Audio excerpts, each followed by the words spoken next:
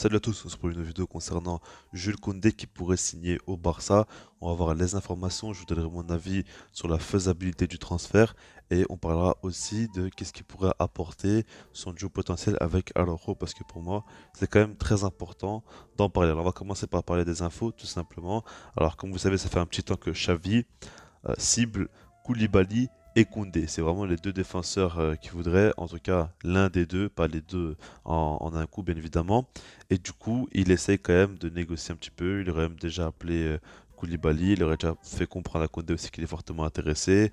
Et du coup, les infos fusent de plus en plus. Ce qu'il faut savoir, c'est qu'économiquement, le Barça sera possiblement apte à partir du 16 juin, parce qu'il va falloir quand même que les socios valident les prêts financiers. Et à partir de ce moment-là, le Barça pourra dépenser de l'argent dans le mercato et ne seront plus soumis aux fair financiers normalement. C'est ce qui est prévu et donc le Barça prépare déjà les transferts, essaie surtout de convaincre les joueurs dès à présent et les deux joueurs, donc Koulibaly et Koundé, seraient intéressés par le Barça. Par rapport à Koundé, lui, c'est différent parce que on a Chelsea et Newcastle qui sont prêts à payer sa clause libératoire de 90 millions d'euros. Et ça fait un petit temps quand même que Chelsea force pour Koundé. Déjà la saison passée, il y avait un accord entre Chelsea et Koundé, accord de principe, hein, pas signé ou quoi. Et du coup, c'est ça qui fait qu'il y a quand même pas mal de concurrence. Maintenant, selon les informations, Koundé veut jouer au Camp Nou, veut signer au Barça, et c'est ça qu'il faut prendre en compte. Donc si jamais lui, il veut absolument jouer au Barça, le Barça ne payera pas sa clause, parce que déjà, quand tu payes une clause, tu payes en une fois, donc du coup, tu ne pourras pas étaler le paiement sur plusieurs années, et en plus de ça, 90 millions d'euros, c'est quand même trop d'argent. Et le Barça ferait mieux d'investir à droite à gauche son argent plutôt que tout miser sur un ou deux joueurs. Et donc du coup on parle de 65 à 70 millions d'euros pour signer Koundé, ce qui est déjà énorme. Y a pas à dire, franchement c'est une très très grosse somme et je trouve que c'est un petit peu trop quand même. C'est un joueur que j'aime beaucoup mais il faut pas non plus exagérer avec ces sommes mirobolantes. Mais du coup voilà, là on est là-dessus. Maintenant, qu'est-ce qu'il va faire le Barça? Il faudra déjà voir vraiment économiquement combien ils peuvent dépenser sur le mercato, combien de joueurs vont quitter le club par rapport aux ventes, et puis est-ce que vraiment on sera plus soumis au fair play financier ou non. Il faudra aussi voir la masse salariale, comment elle évolue. Il y a beaucoup de choses à prendre en compte. Donc là, pour l'instant, c'est dur de vous dire. Maintenant, si on se base plus sur le sportif, qu'est-ce que Koundé peut apporter? Déjà, pour moi, il faut beaucoup regarder la complémentarité qu'il peut avoir avec Araujo.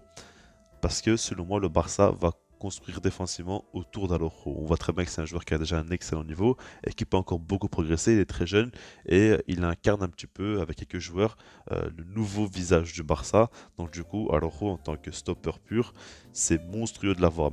À côté de lui, on peut imaginer plusieurs profils, comme par exemple un défenseur qui est très bon à la relance, type Koundé, mais c'est différent, mais Koundé ou Lisandro Martinez, et qui pourra beaucoup plus apporter à ce niveau-là, ou bien un défenseur plutôt expérimenté et qui pourra, lui, prendre le lead sur la défense.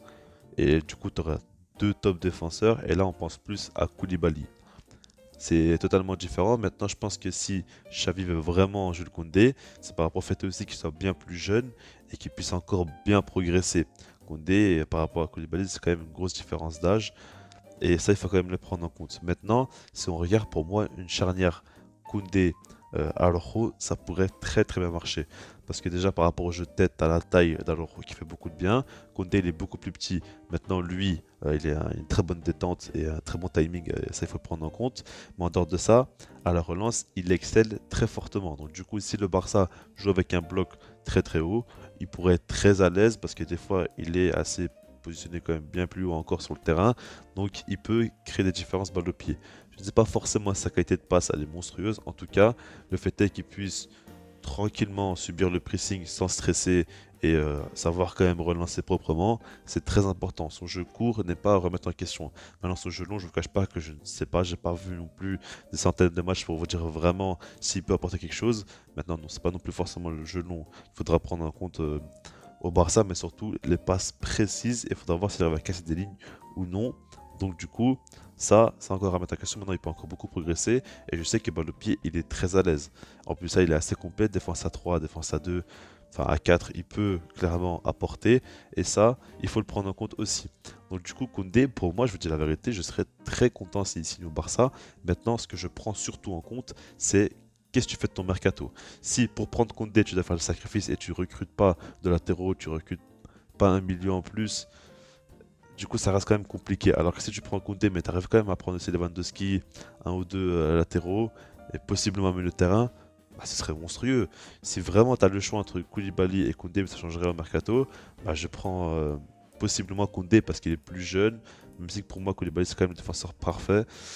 Mais je comprends l'idée aussi de vouloir compter sur un joueur sur le long terme et tu dois reconstruire le club. Donc du coup, par rapport à ça, j'hésite beaucoup entre les deux, mais je comprendrais autant Koulibaly que Koundé. Maintenant, il faudra voir par rapport à la situation financière, comme je l'ai dit. En tout cas, pour moi, ce serait quand même un très bon transfert, Jules Koundé, sauf si il bloque d'autres transferts, comme je l'ai dit. En tout cas, voilà. Dites-moi vous ce que vous en pensez, et puis sinon, moi je dis peace.